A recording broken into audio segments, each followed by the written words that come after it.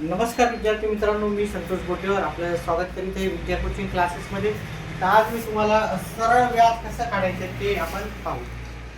समजा तुम्ही बँकेमध्ये 50,000 डिपॉझिट केले किंवा बँकेकडून कर्ज घेतले, दोन्ही वेळेस व्याज काढण्याची पद्धत एकच असते.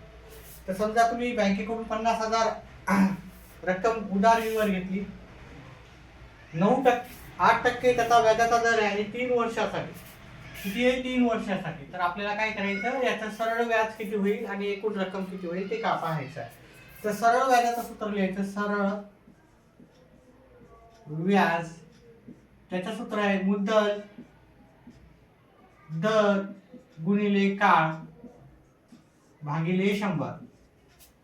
मुद्दल किती येते? मुद्दल आहे आपली 50,000. ती मुद्दलच्या जागी मुद्दल लिहून टाकायची. दर किती आहे व्याजाचा? 8% आहे, तर मी ते दर लिहितो 8%. काळ किती आहे आपला? 3 वर्षाचा आहे, तर 3 वर्षाचा लिहू. खाली छेदाला 100 आहे, तर खाली छेदाला 100 लिहायचं. नंतर काय करतो आपण, इथे 2 शून्य गेले, खालचे वरचे 2 शून्य गेले, उरले तिथे 500 गुणिले 8 गुणिले 3. आता याचा माझा गुणाकार करायचा. 45 हे 4000 आले.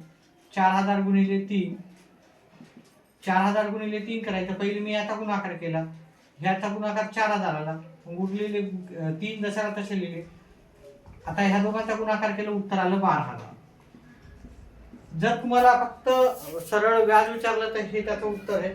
परंतु तुम्हाला एकूण रक्कम परतावा किती मिळेल, पूर्ण रक्कम किती मिळेल, किंवा तुम्हाला बँकेला रक्कम किती द्यावी लागेल एकूण, तर त्याच्यासाठी मात्र आपल्याला अजून एक फॉर्म्युला लिहावा लागेल. रास बरोबर मुद्दल अधिक व्याज.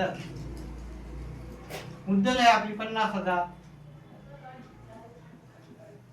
व्याज आपलं आलं 12,000.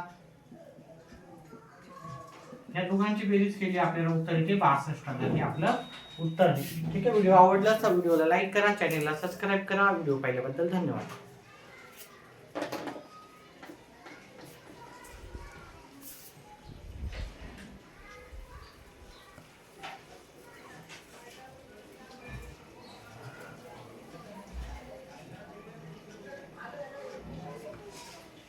या पद्धतीचा मी एक प्रश्न तुम्हाला देतो, तो तुम्ही मला सोडून दाखवा.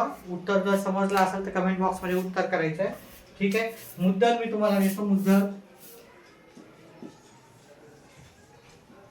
मुद्दल 40,000, दर 9% आणि काळ 2 वर्षाचा आहे.